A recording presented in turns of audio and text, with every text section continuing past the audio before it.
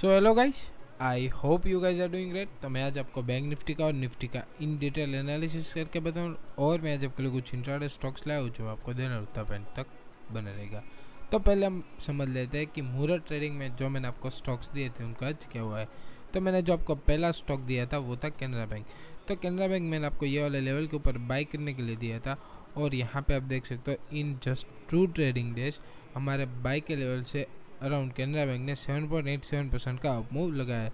So I hope कि जो मैंने मुहूर्त ट्रेडिंग में वीडियो अपलोड किया था वो आपने वॉच किया होगा। हमारा जो दूसरा स्टॉक था मुहूर्त ट्रेडिंग का वो था KPIT टेक्नोलॉजीज।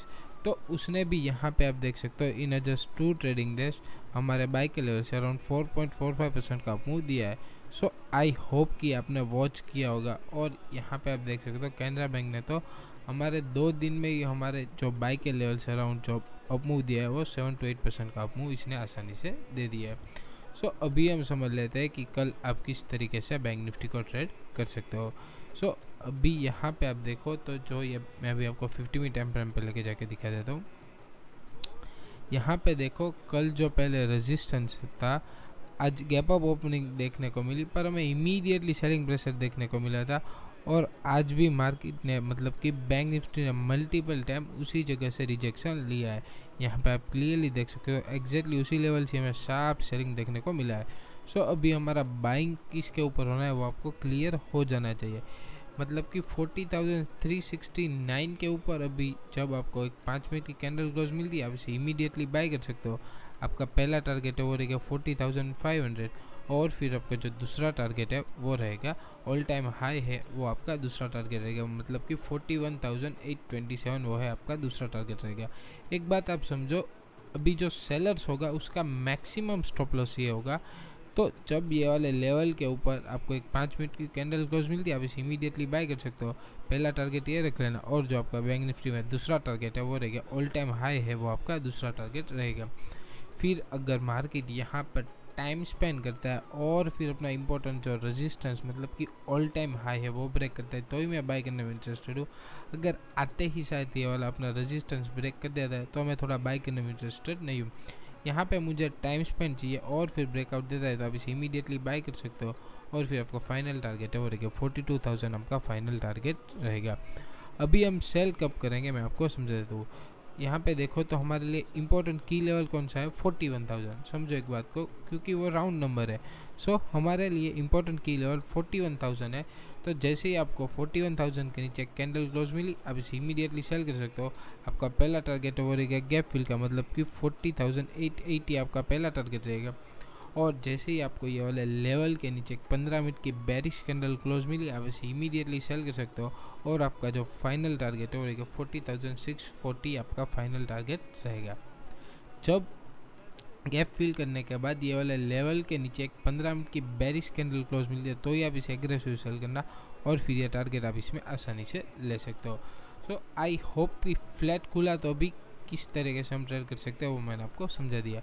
और इमेजिन कल बहुत बड़ा गैप अप ओपन हो जाता है, सो फिर थोड़ा प्राइस एक्शन का वेट करेंगे, फिर एक्सपायरी रहे तो हम थोड़ा 12 बजे के बाद या हमें कोई कंसोलिडेशन मिलता है तो उसके बाद ही कोई रेंज मिली उसका ब्रेकआउट आता है तो ही हम बाई करेंगे। वो जो भी सारी अपडेट होगी मैं आपको अपने टेलीग्राम ग्रुप में अपडेट कर दूंगा। सो आई होप कि अभी आपको क्लियर हो गया होगा कि अगर गैप अप खुला तो हम किस तरीके से ट्रेड कर सकते हैं। कंसोलिडेशन का वेट करेंगे या फिर आपको एक ट्रेड लेना है तो एक 5 मिनट की बुलिश कैंडल क्लोज मिली, जैसे उसका हाई ब्रेक हो आप इसे इमीडिएटली बाय कर सकते हो। और आपका स्टॉप लॉस है वो रहेगा ये दिन के लो के नीचे आपका स्टॉप लॉस रहेगा, और जो आपका टारगेट है वो रहेगा 1:2 आपका टारगेट रहेगा। और इमेजिन कल बहुत बड़ा गैप डाउन ओपन हो जाता है। एक बात आप समझो, यहाँ पर सेलर्स मल्टीपल टाइम अभी टाइम यहाँ पे देखो तो यहाँ पे भी सेलर्स ने ट्राई की इसे नीचे ले जाने की, गैप डाउन ओपनिंग मिली पर हमें इमीडिएटली बाइंग प्रेशर देखने को मिला। फिर से यहाँ पर सेलर्स ने ट्राई की पर यहाँ पे आप देख सकते हो फिर से हमें गैप अप ओपनिंग देखने को मिली। एक बात को समझो, फिर से यहाँ पर सेलर्स ने ट्राई की पर इन टाइम में तो यहाँ पे आप देख सकते हो थोड़ा बायर्स ही विन होते जा रहा है। तो अगर कल भी बहुत बड़ा गैप डाउन ओपन हो जाता है तो हम सिर्फ एक 5 मिनट की बेरिश कैंडल क्लोज होने का वेट करेंगे। जैसे ही उसका लो ब्रेक होता है आप इमीडिएटली सेल कर सकते हो। आपका स्टॉप लॉस इसका हाई के ऊपर रहेगा और जो आपका टारगेट है वो रहेगा 1:2। या फिर हम 12 बजे के बाद अगर कोई कंसोलिडेशन मिलता है और फिर इस रेंज का ब्रेकआउट या फिर ब्रेकडाउन मिलता है उसके बाद ही हम ट्रेड करेंगे। सो आई होप कि जो मैंने अभी आपको बैंक निफ्टी का समझा दिया वो आपको क्लियर हो गया होगा। सो अगर वीडियो पसंद आता है तो वीडियो को लाइक ज़रूर कर देना। तो अभी हम समझ लेते हैं कि कल आप किस तरीके से निफ्टी को ट्रेड कर सकते हो। तो यहाँ पे देखो, तो प्रीवियस टाइम ये इम्पोर्टेंट सपोर्ट था, तो अभी हम सेल ये वाले लेवल के नीचे ही करेंगे। मतलब कि 70,625 के नीचे आपको एक 5 मिनट की कैंडल क्लोज मिली, आप इसे इमीडिएटली सेल कर सकते हो। आपका पहला टारगेट हो रहेगा 70,580, आपका पहला टारगेट रहेगा। और जब आप ये वाले लेवल के नीचे एक 15 मिनट की बैरिश कैंडल क्लोज मिलती है, आप इसे इमीडिएटली सेल कर सकते हो। आपका टारगेट हो रहेगा 70,520, आपका फाइनल टारगेट रहेगा।